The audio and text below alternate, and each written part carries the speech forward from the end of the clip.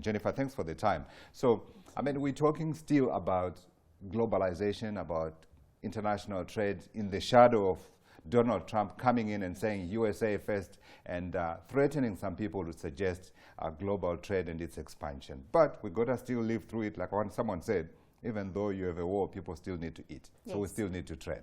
Let's talk about tricks of trying to survive in this environment.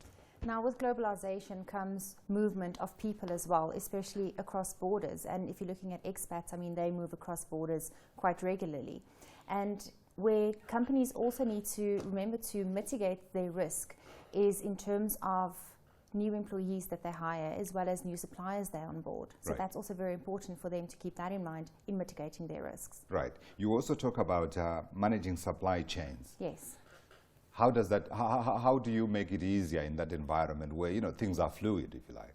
It's very important for companies to manage their supply chains, to having policies in place, and that's across the board. Having multinational companies operating in South Africa, Africa, and the rest of the world. It's very important for them to make sure that company policies they have in place is standardized. Yeah. So looking onboarding new suppliers as well as onboarding new employees, joining the organizations to make sure if you employ a new person, the correct checks are done on that person to also assist the company in making informed decisions, right. and that everything is standardized across board. But this is, of course, in an era where you are able to buy almost anything. The other day, someone was telling me about a guy who's able to produce a CV for you. They quote you a price and they'll give you the time that they'll deliver it.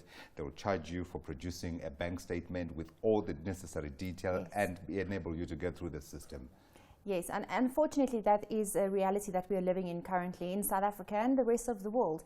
And that is another emphasis that we want to place on the importance of doing cross-border screening. Yeah. If you are employing a foreign national, for instance, to join your organization in South Africa, then they would come to South Africa, and you are so used to, companies in South Africa are so used to doing a South African qualification check and a right. South African criminal check, not thinking about that person might have stayed in 3 other countries in the last 10 years. It's so important for companies to also go to the country of origin as well as where the candidate has been or worked, to check their credentials within that country as well, because that will also assist the company in mitigating risk. Because you might do a criminal check in South Africa, they've only been in South Africa for 3 months, and it will come up clear.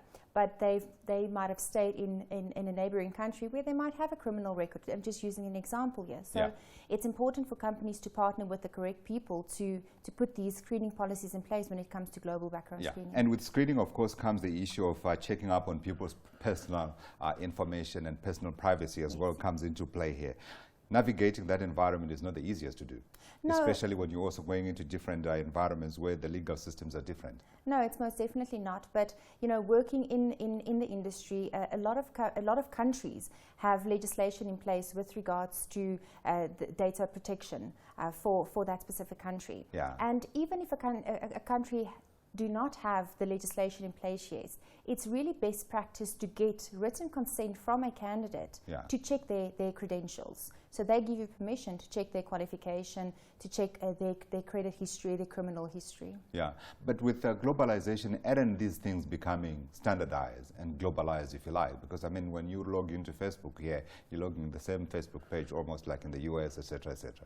No, it is. And I mean, when you look at social media screening, that's a whole nother ballgame, if I can call it that. The reason for that is if you do a background screen on a candidate looking at their social media as such, yes, you might get a general overview in terms of what they do, depending on their privacy settings. So it's also important here again to partner with the company using the correct technology. They've got an algorithm in place that look at various social media platforms that candidate might be on to give you the risk associated or the possible risk associated with that candidate. You know, how liberal they are, how creative they might be, etc. So it just gives you more insight. But again, even if you are looking at a public domain, you still need, as a third party, you still need to get consent from that candidate to do these checks. Absolutely. Jennifer, thank you.